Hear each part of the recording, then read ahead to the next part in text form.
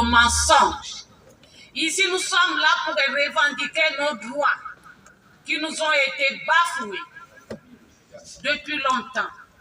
Nous sommes là pour dire au président de la République qu'au ministère des Transports, il y a des femmes, il y a des hommes valables qui peuvent diriger cette administration. C'est pourquoi nous disons, leur assonner pour que chaque cadre de cette administration puisse occuper un poste. Nous sommes là pour dire au président de la République, nous n'avons plus besoin des gens qui viennent d'ailleurs, ils viennent pour ramasser. Nous sommes là pour dire trop et nous laisser dans la misère. Trop c'est trop. Trop c'est trop. On veut construire notre maison. On veut être comme les autres. Nous avons plusieurs points.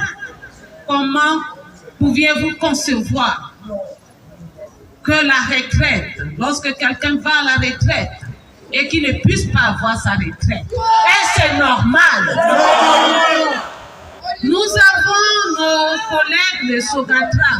J'ai eu 3 au moins dans mon quartier qui sont morts misérablement parce que lorsqu'ils ont cessé de travailler, ils n'avaient même pas la possibilité d'avoir un per diem. Et c'est bien comme ça. Pendant toute la vie, la personne a travaillé. Alors, nous sommes là pour interpeller le président de la République qu'il jette un regard dans notre ministère et dans tous les aspects de cette administration. Je vous remercie. Nous sommes tous ici pour lancer le mouvement de grève. Mais en réalité, à la DGTT, à Sogatra, il devait avoir des groupes, des agents là-bas pour continuer le mouvement de grève. C'est le prolongement de ce qui se fait ici. C'est ça la stratégie, jusqu'à ce que l'on obtienne satisfaction des points pour lesquels nous sommes rentrés en grève. Je voudrais vous donner l'information pour éviter qu'il y ait toute forme ou espèce de suspicion. Ce matin, et mes camarades me disaient hier déjà, par personne interposée, le ministre nous a appelés pour négocier. Nous avons dit non. Parce que si l'on doit nous respecter, c'est nous qui devons faire en sorte qu'on nous respecte. Nous avons déposé en bonne et due forme sur la table des plus hautes autorités un préavis de grève et un cahier de charges. Nous pensons, par respect pour l'ensemble des agents que nous sommes, que si le ministre veut nous inviter à une négociation, il doit le faire par écrit. Les enfants de Dieu, ils sont toujours invisibles devant les ennemis. Quand je suis sorti de l'hôtel, j'étais comme ça, ils pensaient avoir quelqu'un qui est en cravate. Je partais au piquet de grève. 3 jours, il y avait la grève à Pont-Gentil. Et aujourd'hui, maintenant, le calme est revenu. Alors, c'est la même chose, le ministre m'a reçu mardi. Mardi, j'ai dit au ministre que le ministère des Transports, c'est un ministère technique. On n'invente rien. C'est-à-dire, les textes sont là, mais si tu n'as pas autour, il me dit, il y a quel problème? Parce qu'il y avait une réunion là-bas pour la carte des transporteurs. J'ai dit au ministre que mais je ne peux pas, en tant que accompagnement au WC, c'est toi qui as maintenant le papier joli. Je suis l'initiateur du projet CTRI Transport pour tous. Aujourd'hui, on a 7000 adhérents dans tout le Gabon. Alors, votre directeur de cabinet, il rédige une lettre ou ici en PO que je dois prendre en tâche avec le pôle national de l'emploi. Est-ce que je suis demandeur d'emploi?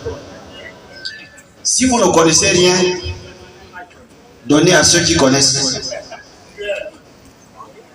Alors, le mardi, c'était mardi. Le mardi, j'ai dit au ministre qu'on fait des réunions. Nous, les syndicats, je suis maintenant secrétaire général de la Fédération des syndicats de la communauté des États de l'Afrique centrale. Donc, je gère 11 pays. J'ai été élu en mai dernier à Yaoundé. Devant 11 pays, je suis secrétaire général, le siège est à Yaoundé. Mais je vous amène les rapports de la sous-région. Vous demandez à votre directeur de cabinet de m'écrire. Ah, monsieur le ministre, ça ne peut pas aller comme ça. Alors, c'est pour vous dire que quand on dit qu'on fait quelque chose, on va jusqu'au bout. Ne suivons pas l'argent. L'argent, c'est zéro. Même si on appelle quelqu'un là que viens, ne partez pas. Il faut aller jusqu'au bout. Parce que les syndicats là, ça fait fort. Parce que j'ai dit, en dehors de vous, je pense que c'est demain. Demain, DGTT, tous les clandos de Libreville seront gagnés là-bas. Je m'appelle Madame Jacques Ndaka, évangéliste épouse Ngove, présidente du lycée Atlas. Je m'adresse à vous. Vous sortez d'une direction qui a contrôlé les renseignements de ce pays. Donc vous êtes le mieux renseigné au niveau du Gabon. Menez les enquêtes si nous, les agents de Sodatran, montons. Si les agents du ministère du Transport montons. On veut nous faire passer pour moins que rien. Pourquoi? Vous êtes venus restaurer les institutions et la dignité du peuple gabonais qui a été longtemps spolié, malmené, trompé, humilié.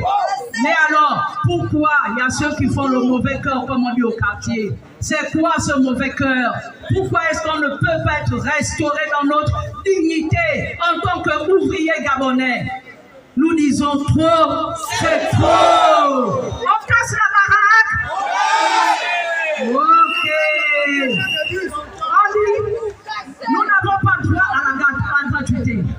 Mais comment un ministre qui arrive dans une maison, il trouve que ces enfants-là, le papa leur donne tous les jours le morceau de pain avec le beurre et le jambon. Il vient, il décide, il dit pourquoi papa vous donne le beurre et le jambon? Mangez le pain sec. Je n'ai pas eu les directives qu'on doit vous donner le beurre et le jambon. Mangez le pain sec. Alors, monsieur le président, nous, vos enfants, nous sommes en train de pleurer. Où est-ce que notre beurre, parce que vous avez donné le budget pour le beurre et le jambon, où est-ce que l'argent du beurre et du jambon est passé?